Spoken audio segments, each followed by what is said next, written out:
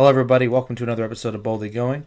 This is Joe, sometimes known as Merlin, in some circles. Got the film fanatics here with me. Got Dan over here. Hey. And Justin over there. How's it going? And today we're going to be talking about the TOS episode Balance of Terror, which I will be doing the synopsis for. Ooh. Because it's pretty basic. Yeah, so okay, great. Because I like this one.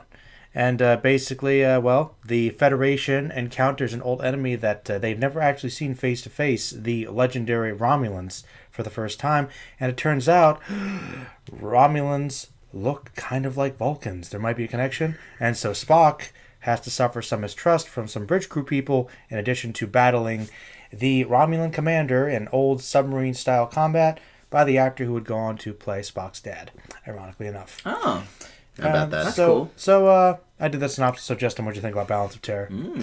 All right, so this was an episode. Well, I wasn't sure if this was the first time we experienced the Romulans in Trek. In all of Star Trek, this is the first time. This is the First debut. appearance.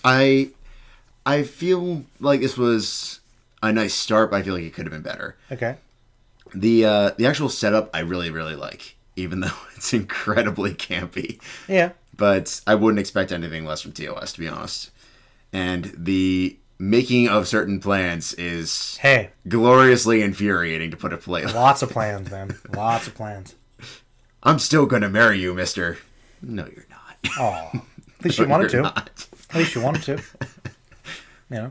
The setup is really good. However, the problem is... The outfits. I understand totally. Yes, Joe. It's the freaking outfits. Well, the Romulan outfits are not great. I'll give you that. Mm-hmm. But the problem is, like, halfway through the initial conflict, it's pretty much this straight up, like, really slow point where they're trying to build suspense, and it's more or less just them waiting around. And... What you do. Yeah. Which is nice, but I'm like, all right, we're heading into 45 minutes. Let's see some fire. Let's see some... You want to see some action? Yeah, it's like, let's get to this. If we're going to have a conflict, let's, get there. We're a weekly show. Well... And admittedly there is, but there's a lot of in-between stuff that feels like they're trying to chew up extra time. You're going to have to see Wrath of Khan sometime, then. You really are. Oh, I'm sure it's coming in some point in my lifetime, but today is not the day, unfortunately. So you liked it? You didn't like it? Well, like I said, I enjoy the setup. I think there's a lot of good things here. The political subtext is fantastic. Mm-hmm. And I think it really does hit what I wish the last TOS episode did, really finding that nice happy balance with the campiness. Did you like the part where they discharged the old nukes? Wasn't that kind of cool? Yeah, no, I mean, there were some good things in this episode, but the fact that it really, really slowed down at some sections really hurt this one. So I'd probably leave it with a B overall. Okay. What do you think, Dan? I mean, I loved it. Number one, well, before I get really to my points, just to speak to what Justin was saying about the slowness, I understand it's a weekly series, but it's a weekly science fiction series. It's not an action series. No. We don't need every episode to be 24. I didn't say that. Which is no, but I mean, Oh yes. Oh, I didn't say. I didn't. But that was just the first he does love 24. I does like not say that. But anyway, you like 24, don't you? Early season, but all right. Story for another day. But the point is, there's, I think, an art form to doing a weekly show like this, where there is some action sequences, but also some character building, making plans, some learning. Well, some making plans, some weddings. I didn't find this slow at all. I found it all very engaging. I loved learning about the new race. I think it's awesome that we met the Romulans, which at the time, of course, nobody knew they were going to be a classic Trek villain, but they turned into one. I loved the idea, about the attack ship can cloak itself, but once it releases the fire torpedoes, it has to uncloak itself because it takes up so much power. Like, I thought that was great. I love the political stuff, Dan, with Spock. Just letting you know, you're geeking out right now. Just letting you know. Listen, because okay, and can I tell you why? Which is good. Yeah. I think this is the first truly great episode of Star Trek. I give it an A+. Right. I thought it was phenomenal. Well, I'm glad you agree with me, because it's literally one of my favorite episodes. Of everything we've watched from all the different series of Trek, this is absolutely my favorite. Wow. Well, I really love it, too. I'm actually really surprised you thought it was slow, Justin, honestly. What parts were dragging for you? I mean, like the entire second half where they're just like trying to find every possible excuse to keep running it out. It's like, no, there's a big battle going on right now. We don't need an extra 10 minutes of you trying to decide if there's a good idea. You're literally going to be shot at if you don't fire at some point soon. Well, they have to figure out the best way to fire. Which they spend 5 minutes on, and then we get another 15 minutes of still debating it. Well, it's Star Trek. There's a lot of talking, man. There's a lot of debating, and especially intense sequences. You wanted more action. Well, and there's also a limited amount of photon torpedoes and power for the lasers. That's the one thing about Star Trek. It's not like they have a endless supply, believe it or not. Well, look, I'll say this. I mean, if this episode were made today on a 42-minute time constraint from the network, I think probably a lot of the stuff that Justin had issues with would probably be the stuff lifted out. But here's a 50-minute show. So, okay, maybe there's a couple things of more conversation than action or whatever. So I guess take that for what it's worth. Yeah, that's true. Yeah, point. I mean, Lost 24. I mean, these are 42, 43-minute shows, compared to this. That's a good point. But yeah, I like it. I'm glad you guys did like it. It's classic Star Trek, I think. Really not too much to talk about there. Yeah. For real. What would your grade be? Well, it's an A+. A+, Yeah, okay. I love them. I love this episode. Yeah. I really do.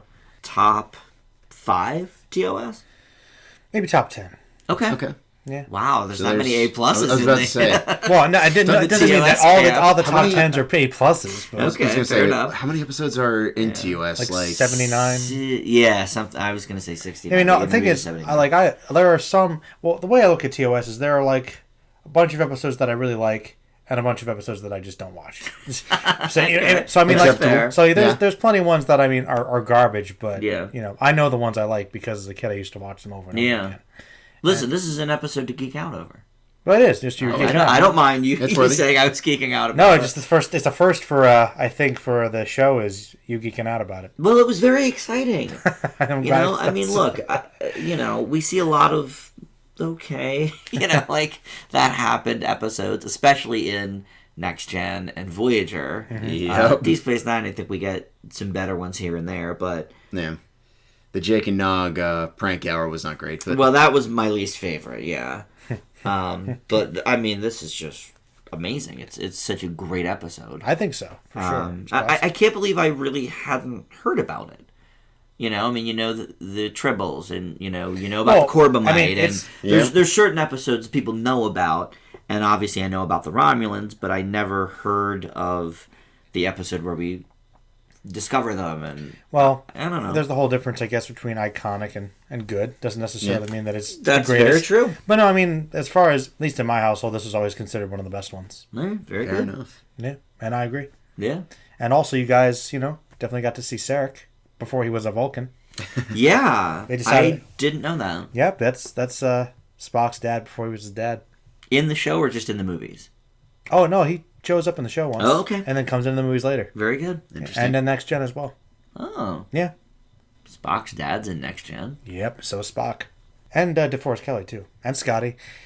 I'm even more confused Yeah, now. this is all news to Oh me. yeah. There's a bunch of. I didn't let you guys know yet. TOS characters No. pop up all the time in Next Gen Wow. for like special episodes. Yeah. Okay. And not always time travel related, How is that? That's even more confusing. because Oh. in the Federation in Yeah. Star Trek Future, medicine's really good. People live to be much older. So, remember in the first episode of Next Gen, you got McCoy, really old McCoy. Yeah. Oh yeah. So That's fair. it happens. Well, and of course, Generations.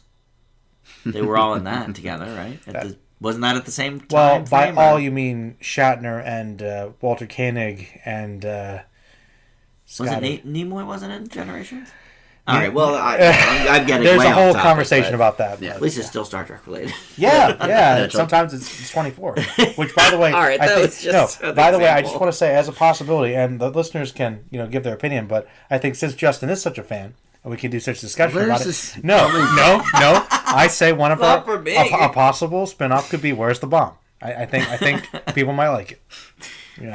Or Kim. Save Kim hour. Kim's lost again. Yeah. Yeah. Kim versus Cougar, anyway. Never seen an episode, and I know all about Kim. That's Bauer. all you need to know. Well, she is a screw up. Yeah, I know. But yeah, guys, that wraps up this episode. Let us know your thoughts, and next time we'll talk about Next Gen. Say goodbye, everybody. See ya. Till next time.